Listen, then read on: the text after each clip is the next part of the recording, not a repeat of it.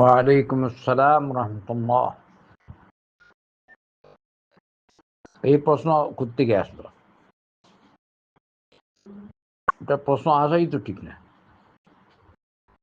মানুষ নিজ পক্ষ থেকে একটা বানায়, বুঝছেন? বলবে প্রতি আয়াত প্রতি অক্ষরে একজন ফেরেশতা, প্রতি সূরা একজন। এই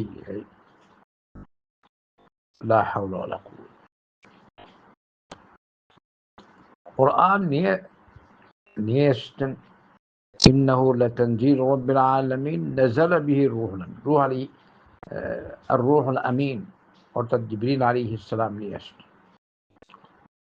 إنه لقول رسول كريم ذي قوة عند ذي العرش المكين।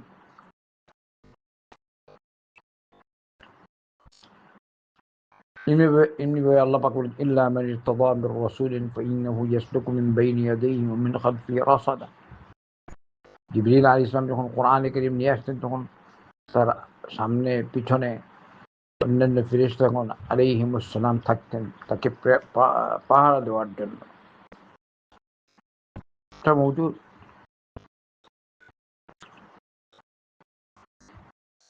সময় সময়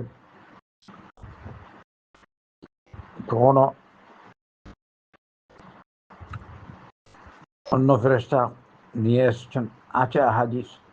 কিন্তু প্রতি আয়াতে প্রতি সূরা ফেরেশতা আছে। এগুলো মানুষ নিজের পক্ষ থেকে বলে, যেগুলোর কোনো মূল নেই। আল্লাহ হেফাজত করুন আমাদেরকে। আমরা যা জানি তা বলুন, জানবেন না বলবেন না, দরকার নেই।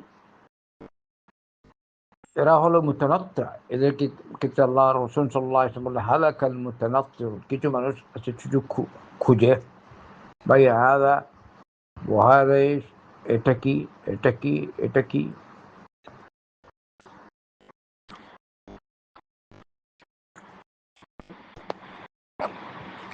এরকম যারা করে তনত্ব, যারা ধ্বংস হয়ে গেছে বা ধ্বংস হোক, এগুলা খুঁজতে নেই। আপনি আল্লাহর কালাম পড়বেন, কালামের তাফসীর দেখবেন, আল্লাহ কি বলেছেন, আল্লাহ রাসূল সাল্লাল্লাহু আলাইহি ওয়াসাল্লাম কি বলেছেন, নবী করিম সাল্লাল্লাহু আলাইহি ওয়াসাল্লাম কি করেছেন, নবী করিম সাল্লাল্লাহু আলাইহি ওয়াসাল্লাম আমাদের আদর্শ, আপনি সেই অনুযায়ী শুনবেন।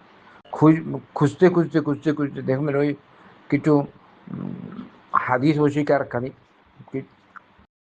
আছে, কোরআন আল্লাহ রাসূল সাল্লাল্লাহু আলাইহি ওয়াসাল্লামের সুন্নাহর অস্বীকার, নবী হাদিসের অস্বীকার করে। যদি নবী করিম সাল্লাল্লাহু আলাইহি ওয়াসাল্লামের হাদিস না মানে তো গোটা দিনই নেই। এরা যে কাফিরের মধ্যে সন্দেহ নেই। আল্লাহ আমাদের হেফাজত করুন। কোরআন এবং সহিহ সুন্নাহর উপর আমরা চলব, এটাই হচ্ছে আমাদের করণীয়। নবী করিম সাল্লাল্লাহু আলাইহি ওয়াসাল্লামকে আদর্শ মেনে নবী করিম সাল্লাল্লাহু আলাইহি ওয়াসাল্লামের তরিকায় চলবে, এটাই আমাদের করণীয়। মন গড়া একটা বের করা, এইটা ওইটা, আল্লাহ আমাদের হেফাজত করুন।